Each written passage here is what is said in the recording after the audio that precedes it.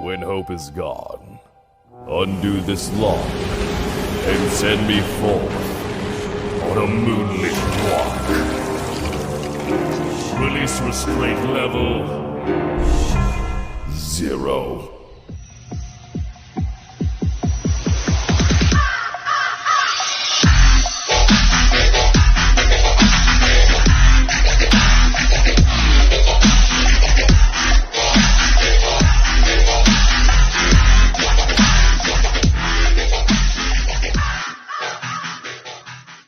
Hey kids, wanna see a dead body?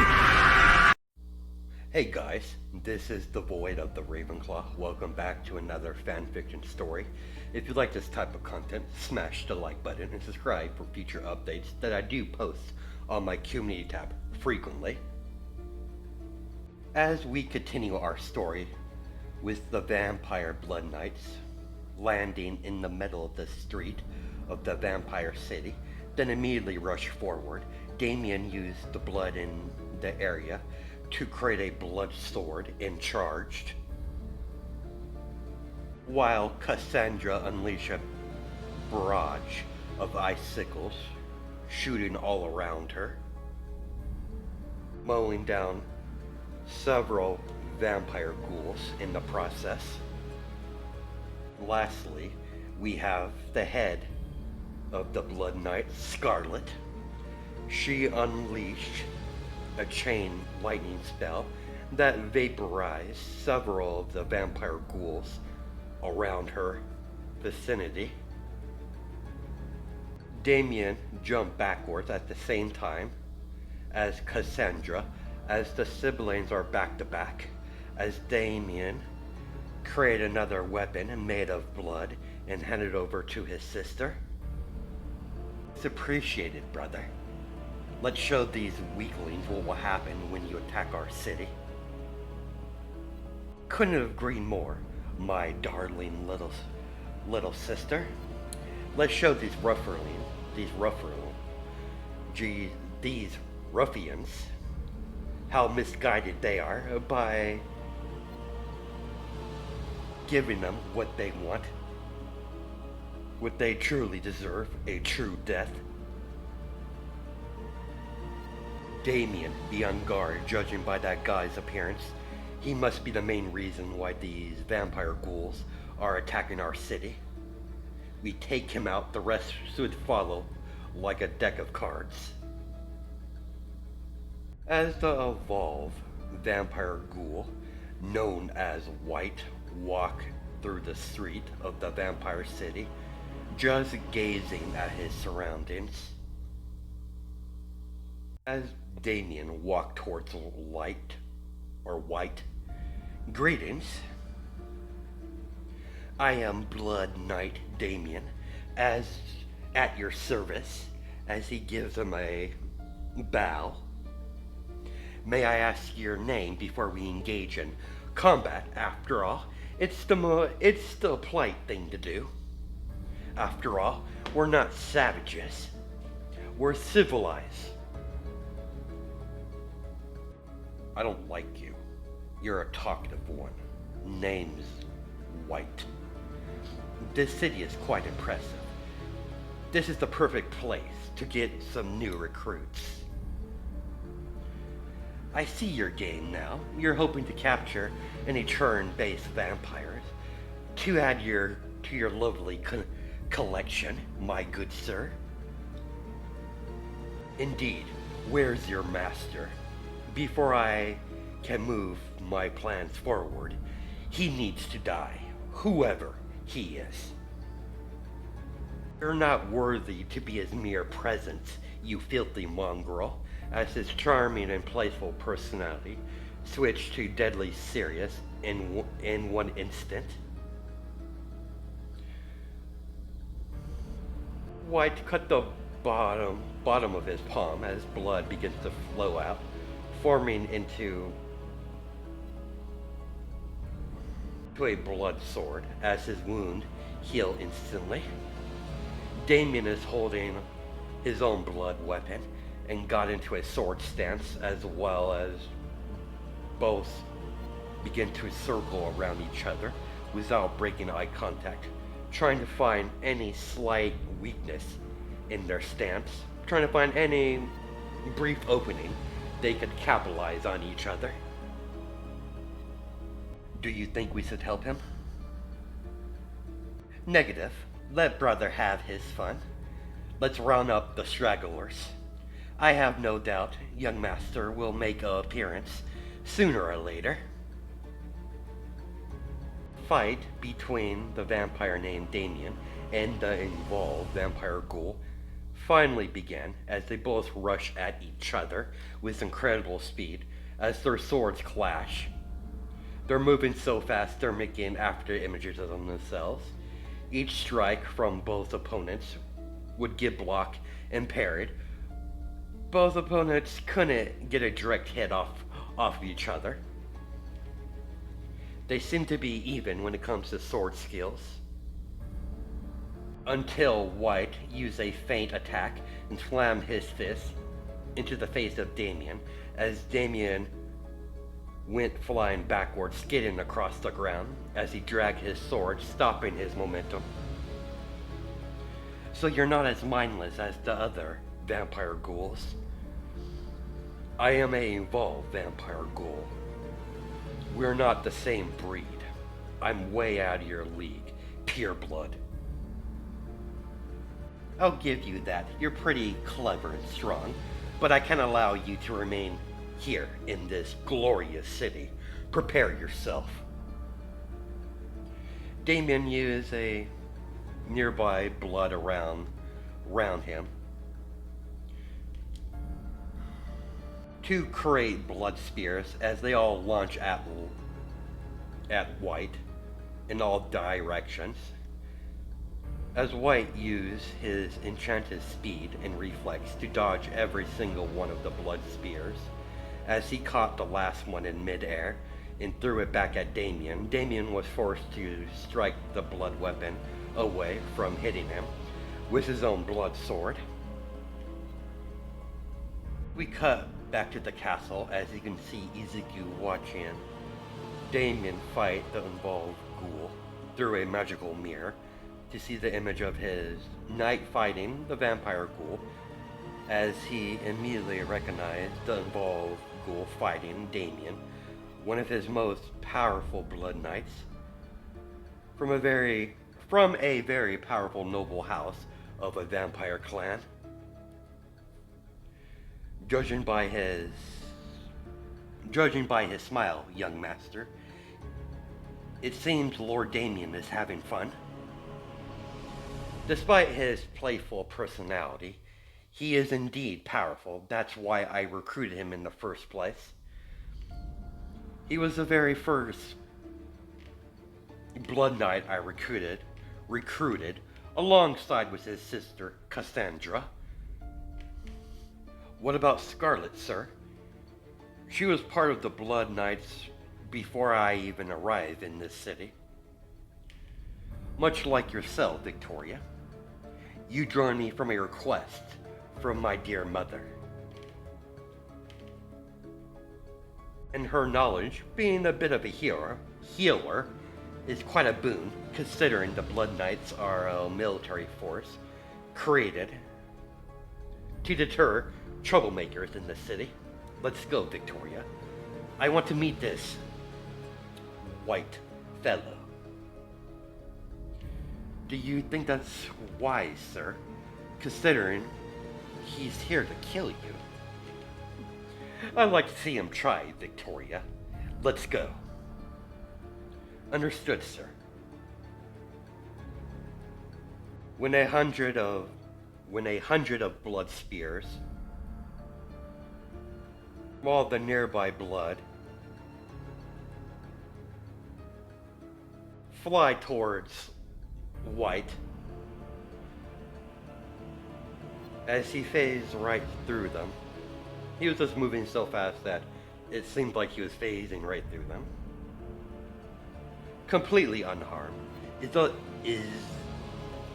Is that all you got? Pure blood. My turn. There might not be enough blood to do this attack, but I'll improvise. Sorry, let me try this again. There might be not enough blood to do that attack you just did, but I'll just improvise. As hundreds of black fireballs hover in the night sky, raining down upon the city, as White only gave a disturbing smirk, die, pure blood. As fire rained down, before Derek could counterattack, Izuku appeared and opened up a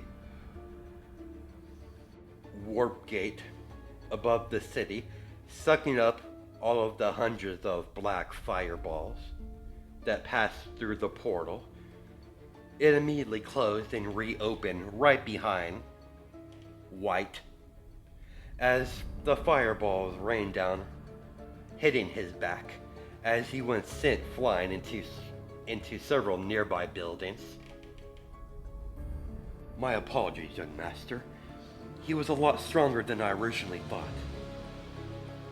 It's quite alright. Why don't you help your fellow knights?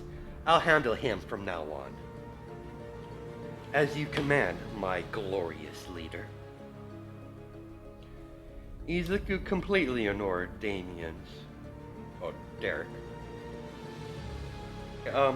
His name is... I don't know why I was calling him Derek. It's Damien.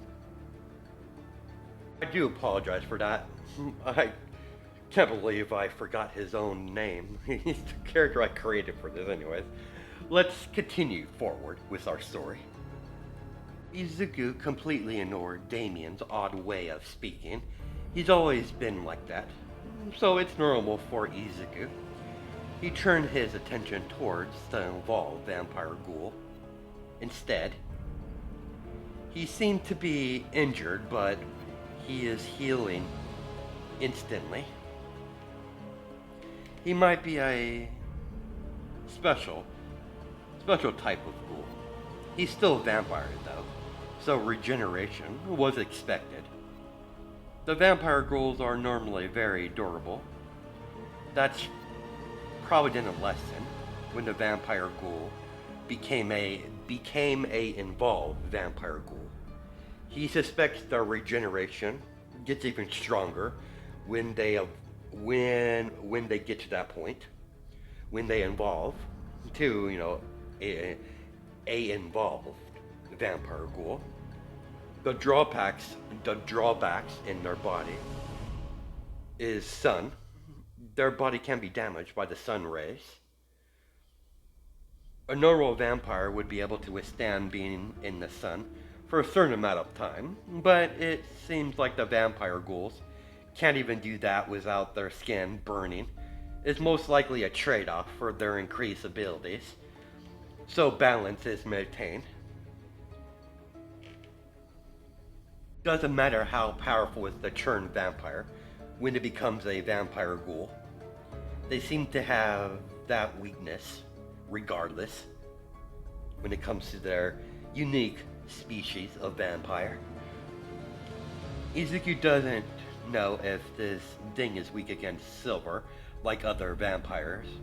Himself, he might have a resistance, but silver is still a weakness. To a lesser degree, yes, but still weakness regardless. Izuku shot out a dozen of his red bone shards at his opponent. White used his blood sword to reflect the flying red bones of bone shards. Izuku used the brief opening to create a void scythe while he was distracted by the flying bone shards that would have ran him through, regardless if he's a vampire or not.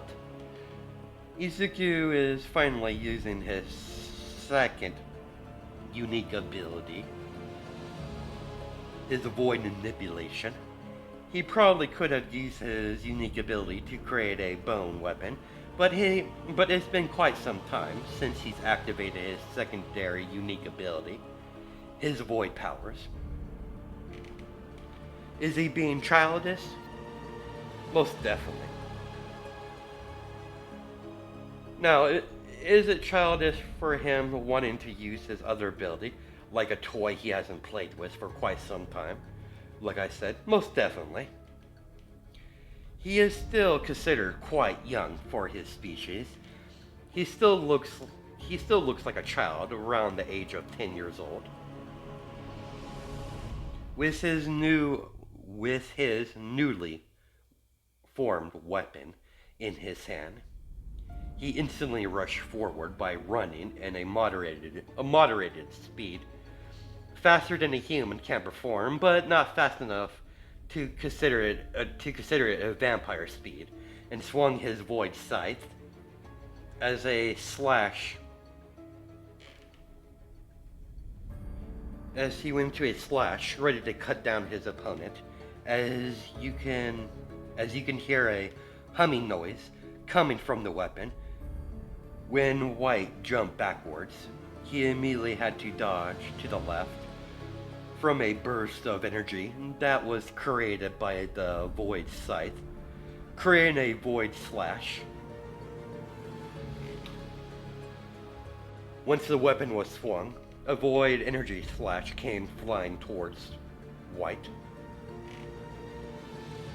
As you can see, several buildings was cut in half from the attack. Holy shit, such destruction from one single swipe of his weapon.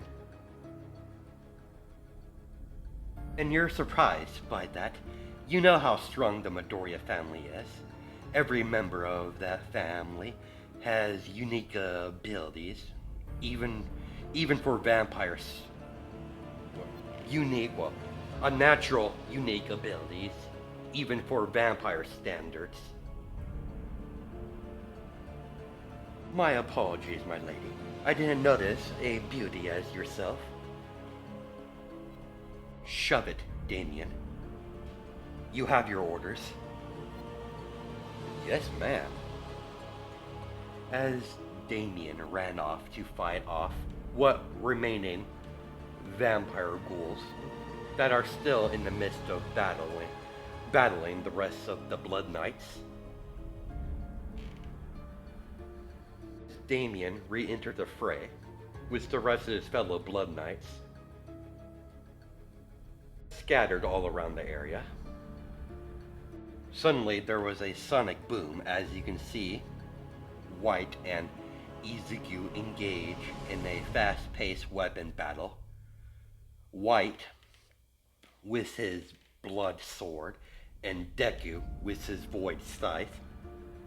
Izuku is slowly pushing back White with his fast-pacing, powerful attacks and using his feline agility in his favor by slowly but surely overwhelming the vampire ghoul.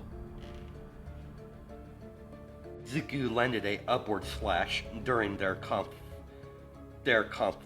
injuring him quite severely as he was forced to back off. White used the nearby ghouls for sacrifices to make his escape. White knows in his current condition he doesn't have the necessary power to take out this weird looking feline vampire. He wasn't expecting this Izuku to be this powerful. He figured the ruler of the vampire city would be an easy target because of how young he is. But that's all he knew about the ruler of this city. He knew the ruler of the city was quite young for vampire standards, so he figured it would be an easy kill. Izuku killed several charging vampire ghouls by cutting them down as his void weapon dissipated. You're not going to give chase, sir? Killing him isn't my main objection. My main priority is the protection of the citizens and driving out the threat out of my city. Not saying this involve vampire ghoul is a threat, but it would be a great mistake pursuing him than finding myself in a trap. You Blood Knights follow him, but don't engage. Once you located where he came from, seal it off. It looks like I need to tighten up security. It looks like I'll be paying a little visit to the witches. Let's clean up here and get an estimate on how many civilians are left alive. Driving out the remaining ghouls and get an estimate on the civilian numbers. It took Izuku 5 days to do so. 3 months has transpired since the attack on the hidden vampire city. Izuku's been stuck in the city, taking care of the aftermath of the attack, and sent out word to the strongest covenant of witches that made their home in the new world. You simply just can't get an audience with them using normal means.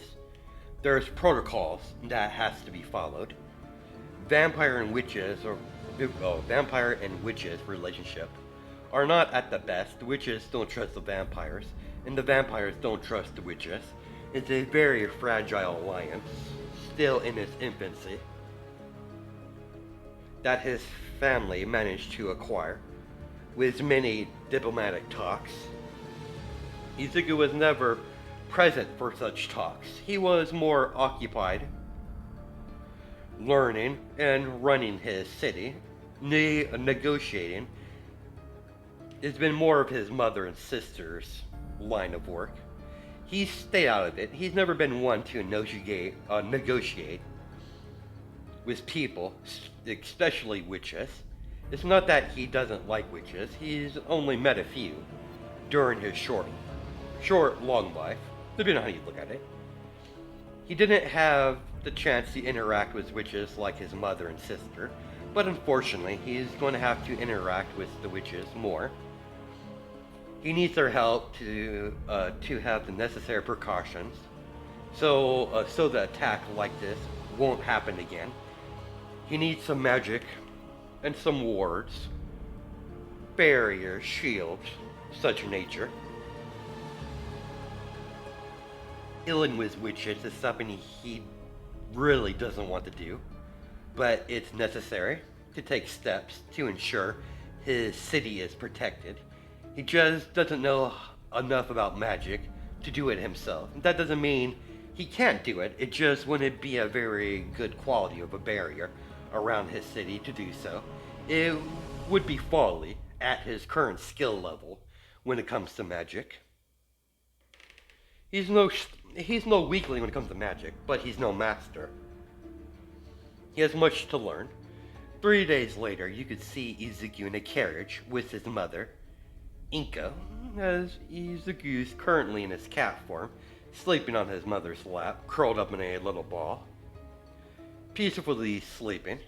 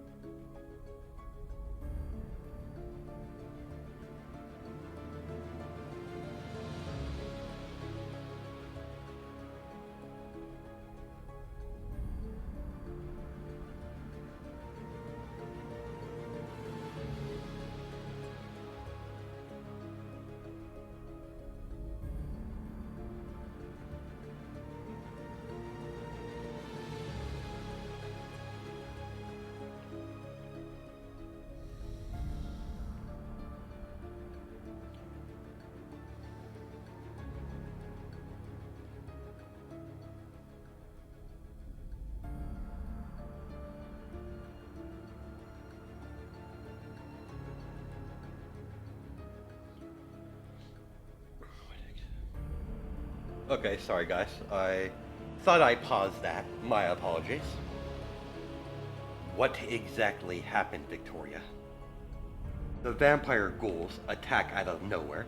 They broke into the city by going through an underground tunnel they dug up somehow. Deployed the Blood Knights once we were aware we were being attacked, and transported all the civilians to their emergency shelters further underground until we drove off the attackers. After the young master took things in his own hands and managed to drive off the mastermind behind the attack. I believe he called himself White.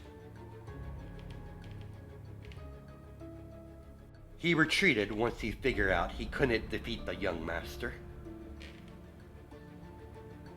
I see, it's only natural he would have a audience with the witches after that. Good, now I have a better gauge of the situation. There's a good possibility they'll help us after all. He just wants a barrier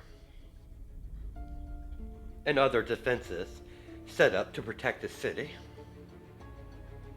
Relations between the vampire and the witches are tense, but I've made a good impression on the witches. And you, young man, it's time for you to get up. Izuku walked off his mother's lap and shifted back into his normal form. As you could see, his mother has a brush in her hand as she pointed at her lap for him to sit. Izuku got up and sat on his mother's lap. Inko simply took the hood off his head and revealing his cat ears and black raven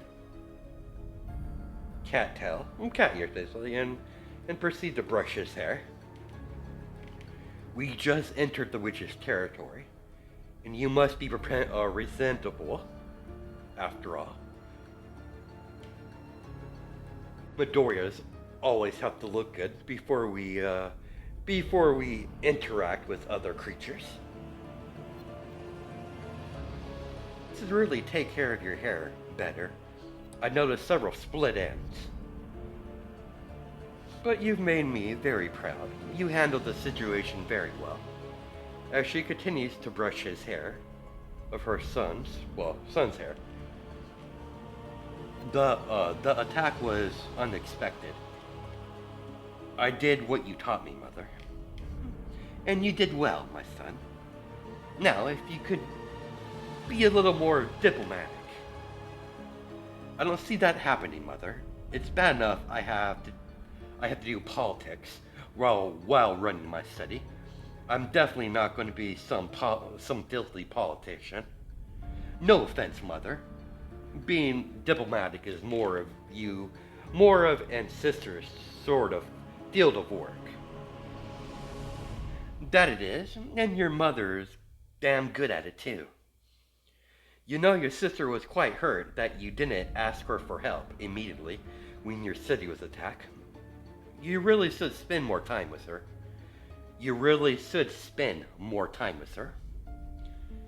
I can't keep running to you and sister when I have a problem. I know, you mean well, son, but if there's a problem, we will deal with it as a family, like we always have. We are Midoriyas. That's how Midoriyas always are. And you should know that. I suppose when I get back I should spend more time with sister. If everything goes well, I won't have much to do. That's my boy. Claws, please. Izuku got up and sat right next to his mother as he allowed Inka to take his right hand as she begins to file down his claws. So they're not as long, but still sharp. Izuku cat-like claws can rip through metal like it's paper. When she got done sharpening her son's claws, the carriage finally stopped as they arrived at their destination.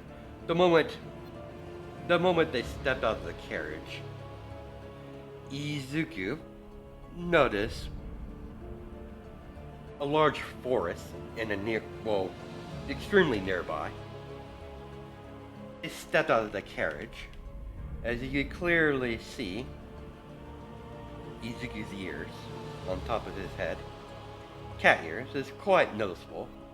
With his cat ears and cat tail, that's why he doesn't like, as he's starting to get looks, from all the nearby witches that are heading towards their direction.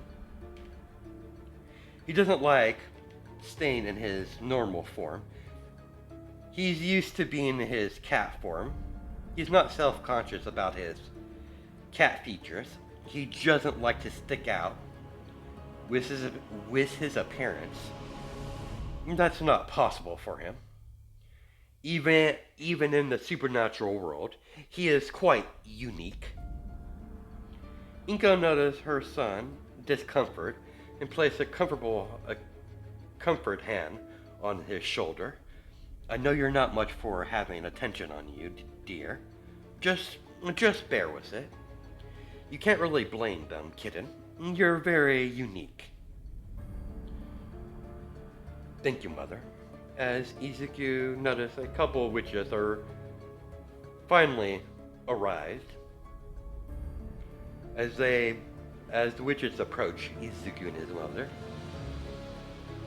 Inko had to put a smile on her face and greet the witches. Follow us, Lady Inko. The Grand Witch is expecting you. A couple of witches gave Izuku a glance. The black cat ears. Well, black cats are generally well liked when it comes to witches and warlocks. And clearly Deku is a Neko that happens to be a black cat. And plus a vampire.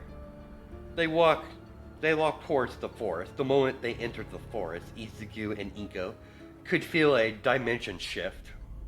Inko has experienced this many times before. This is not the first time she's been here. You felt that, have you, son? Yes, I have, Mother. It's a dimensional shift. It's actually quite brilliant. Anyone without magic would not be able to find the city of the witches and warlocks. Izuku remained quiet while walking through the forest to see a city right in the middle of the forest. By the looks alone, it looks more advanced than the human cities. The city itself is quite remarkable. It is a sight to see, as you can see witches and warlocks with their familiars going about their day, walking through the street, entering magic shops and other magic-based stores. Izuku noticed many warlocks are positioned in different parts of the city. They're clearly meant to protect from any intruders that manage to invade the city, just in case. Izuku followed the witches through the city, heading directly towards a huge mansion that's surrounded by a glowing gate. Izuku figured this was the heart of the city, where all the ruling resides. It's no black castle. According to what he's read about witches, they're not much for castles anyways. Having a castle is something more of a vampire thing. Well, something more of a vampire would have than a witch. Because Izuku ruled his own city, he is a count, so he can't afford to make a bad first impression. He remained quiet, with the emotional expression on his face, as he carried himself very well, not slouching, as his posture is perfect. As the humongous glowing gate opened up, as a very attractive witch was there waiting for them to greet them. And his mother seemed to know this witch specifically very well, to know the specific witch very well. As they walked towards each other to greet each other, as his mother greeted the witch very friendly by giving her a hug. The Raven Adams returned her friend's hug. I hope you've been well, my friend. I've been doing good, Grand Rich Raven. And this is my son Izuku and his personal assistant, Victoria. Victoria gave a curtsy to Miss Adams. A pleasure, Miss Adams. The pleasure is mine, Victoria. And so this must be the mysterious son I've heard so much about. As she gave the young vampire a smile, she had to keep her emotions in check. The moment she saw the boy, she wanted to give him a hug, the cat ears and cattail giving him a more adorable appearance. She has no doubt that the witches that brought them here had to control their emotions as well. It's a pleasure, Izuku. I am Raven Adams. Please, follow me inside so we could have a proper conversation over some tea. Thank you for your hospitality, Lady Adams. You're definitely Inko's boy. So polite. Inko follows the Grand Witch while his tail was waving back and forth as he walks. They eventually entered a spacious room with a large table. The moment they sat down, someone arrived with tea and placed it in front of everyone. After the timid witch left the room, Inko and Raven began to have small talk until the subject of why they're here in the first place was brought up. Izuku took a wad of paper out of his jacket and placed it on a table in front of the Grand Witch. As she looked over the paper to read it over of the contents that was written, as you're probably aware, the city that I run was recently attacked by vampire ghouls. That was led by a very powerful, involved vampire ghoul that goes by White.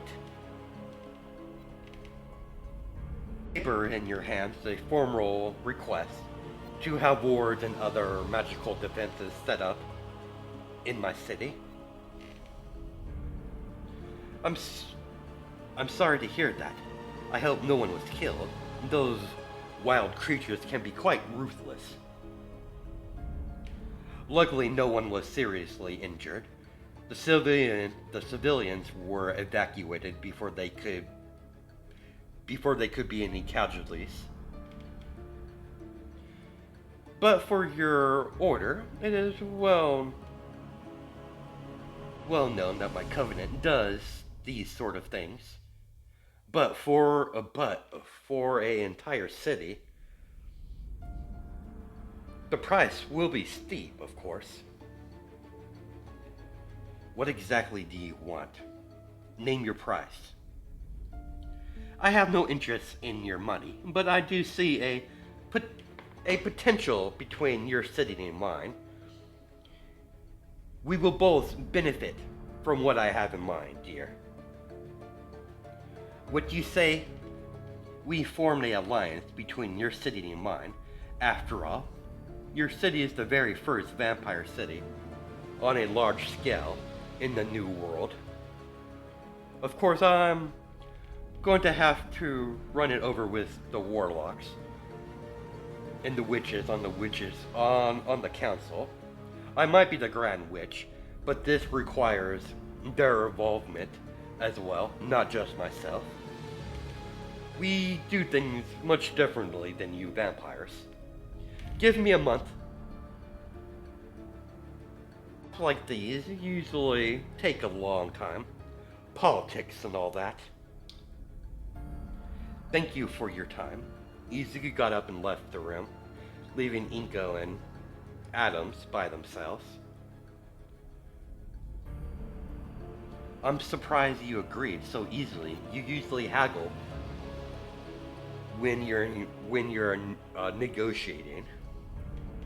He's young. I see great potential in that one. And I'm also curious about your son. He's very unique looking. Vampire clans are known to be spread out. There hasn't been a vampire that made a vampire city ever. and I'm quite curious what it looks like. I see benefit from such a alliance. If I can manage to have a open trade with your son, city, it would benefit both parties involved.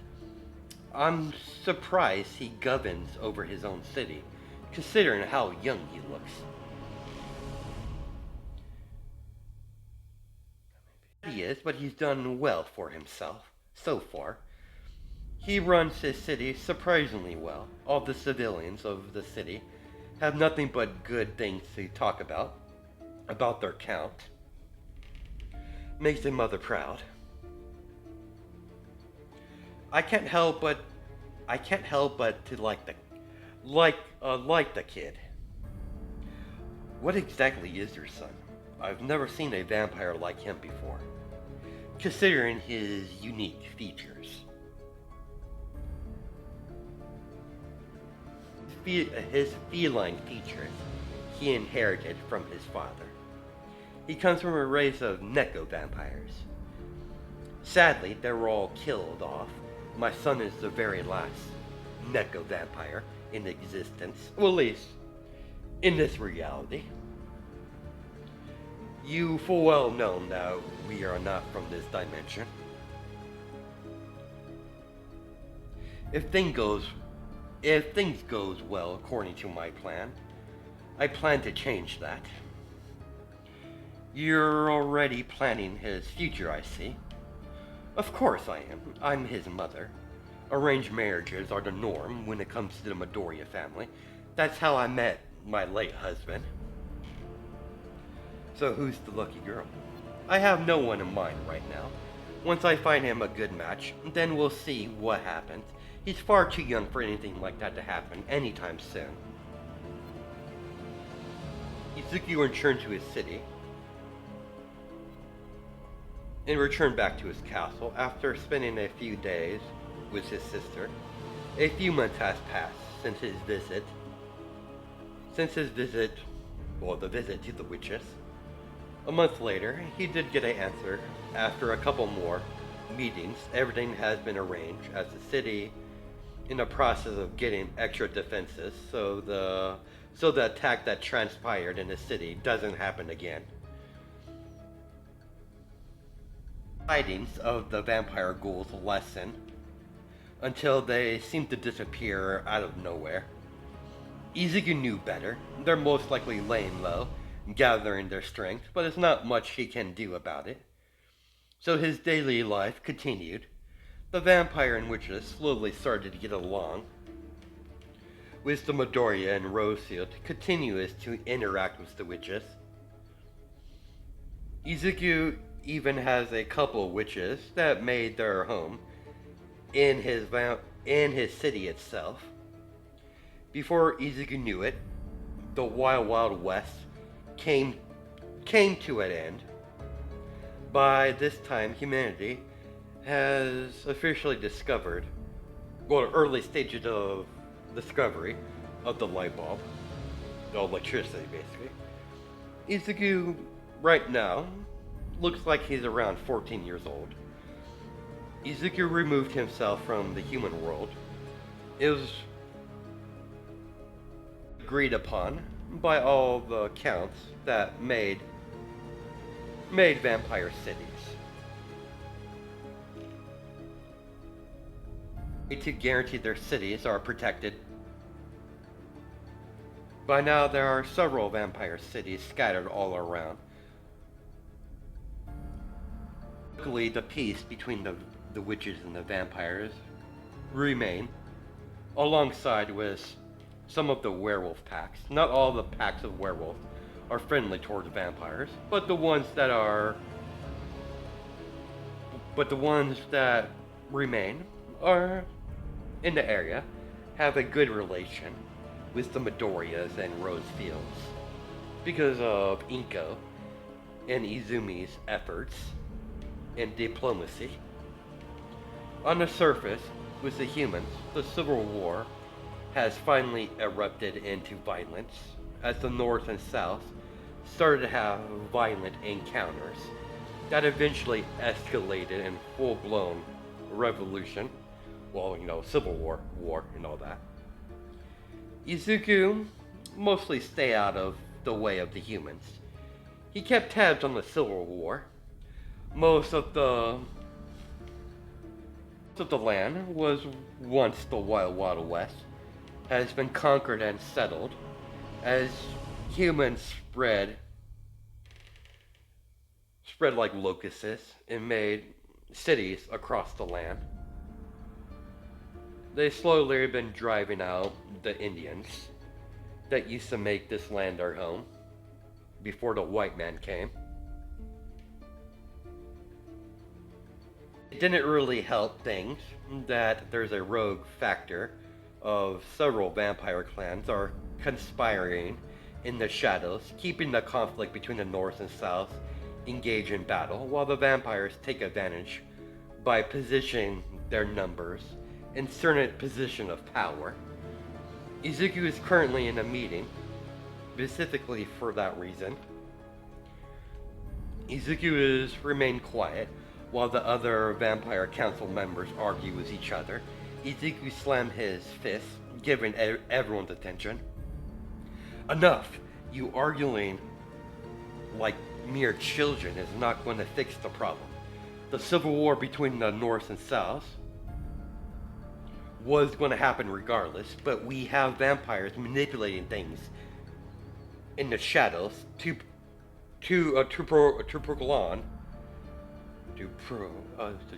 I totally butchered that, but let's get this. Prolong the conflict that we cannot allow these vampires in question. They need to be punished accordingly. If I have to do it, I'll do it alone. I understand you're angry, but we have to act carefully. We can't expose ourselves to the humans. I understand that, Council Member Midoriya, but we need to come up with a solution. Bickering between each other, like we're children, is not going to get us anywhere. That's all I'm trying to get at. We understand. We'll put it to a vote. After several more hours, the council finally voted, and the vote came in. Unfortunately, Izuku lost the vote, as the rest of the council members wanted to wait to see what transpired. Izuku got up from his council seat. You're fools, all of you, as he stormed out with Victoria by his side. Really should have put a leash on that cat. Inko blurred out of her seat and grabbed the vampire by the throat and slammed him against the wall, as the wall made spider cracks behind him. Watch your tone. That is my son you're talking about. If it wasn't for him, we wouldn't even have a council to begin with. You seem to have forgotten that. He's the main reason why you live comfortably. Why several vampire cities were constructed in secret. If it wasn't for the alliance he has with the witches and warlocks, we would all be still in hiding. Mark my word, you arrogant fool. It would be wise for you to keep your mouth shut. Izuku might be young, but he takes the secret of our people very seriously. Look what happened to the Bloodvein clan. They endanger exposing our existence to the humans, and you know what happened. Izuku eradicated them all. So keep that in mind as you let go of the man and storm out of the council chamber, as the rest of the vampire council members glare at the arrogant fool that's on the ground, rubbing his neck. Cut to a flashback where the Bloodvein clan, a clan of vampires that were all turned into vampires, started to openly expose themselves to humanity. Izuku is standing on a cliffside, gazing down upon the isolated manor where the Bloodvein clan operates. Flashbacks transpired like a few years before the Civil War between the North and South. Orders, my lord. The vampires has been found guilty of exposing our identity. Punishment for breaking such laws is true death. Kill them all. Leave no survivors. Filthy mongrels will be an example to other vampires to not push their luck, exposing our existence to the humans. I won't have a bunch of vampire slayers running around, causing trouble. Mother has been working too hard to keep our existence a secret. Understand our orders, sir. We'll give out your punishment immediately. None of these mongrels will escape judgment. Let's go, Cassandra. We got some vermin to kill. Izuku stood there and watched Scarlet and Cassandra use the shadows as cover as they approached the mansion of Churn vampires. They're no the wiser of their imminent destruction. Izuku calmly walked to the gate of their little nest and ripped the gate off of its hinges and began shooting out black bone shards that decay anyone once it made contact.